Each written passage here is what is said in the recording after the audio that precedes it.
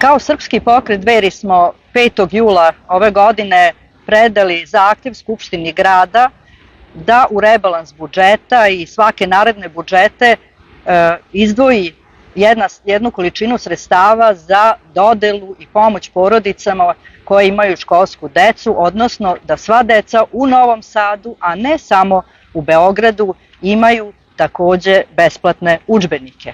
Pored toga smo tražili i besplatan prevoz za svu školsku decu i besplatnu užinu.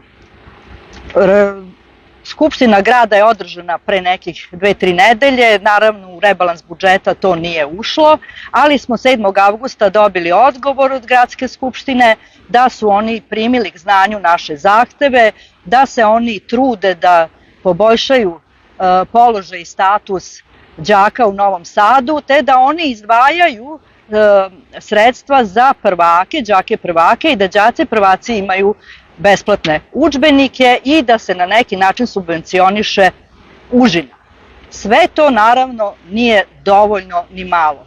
Deca u Beogradu, sva školska deca imaju besplatne udžbenike.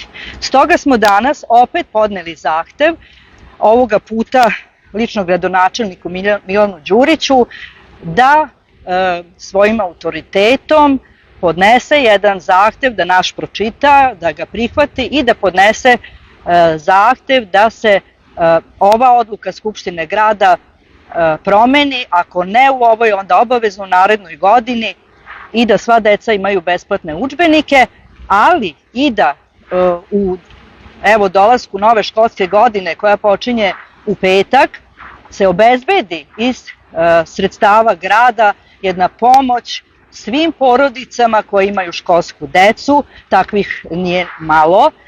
Imamo u vidu da je izuzetno velika inflacija, da su poskupljenja strašna, da imate priliku da vidite svako ko uđe u prodavnicu koliko su životne namirnice i sve skočile i da grad, imajući sve to u vidu, obezbedi svakoj porodici koja ima školsko dete po 20.000 dinara pomoći za svako školsko dete. Udžbenici za jednog srednjoškolca prošle godine su koštali nekih 17.000 dinara. Gde je još 15.000 dinara za neku opremu? Pa sad vidite koliki su troškovi, koliko je porodica opterećena i koliko je osiromašena zbog ovolikog povećanja cena i inflacije.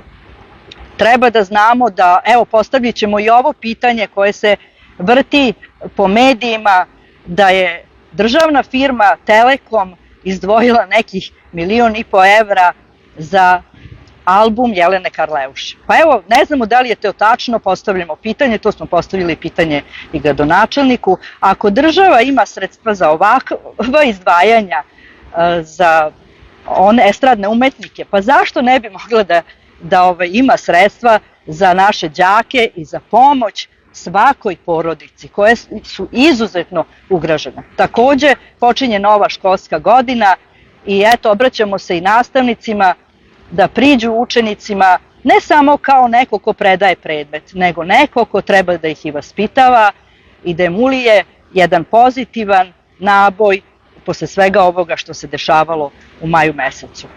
Stoga, podsjećamo ponovo i molimo i tražimo od gradonačelnika da što pre obezbedi sredstva za svaku porodicu. Evo, imali smo priliku da vidimo, jutros u nekim medijima je izašla informacija da je u Vojvodini koliko gradova učestvuje sa sufinansiranjem đaka, uglavnom su to đaci prvaci, verovatno je jasno da je to sve malo i želi se na neki način pokazati da ipak država pomaže. Mi nećemo da kažemo da to nije ništa, to je svakako neki pomak, ali je to veoma malo u odnosu na situaciju i siromaštvo koje vlada u Srbiji.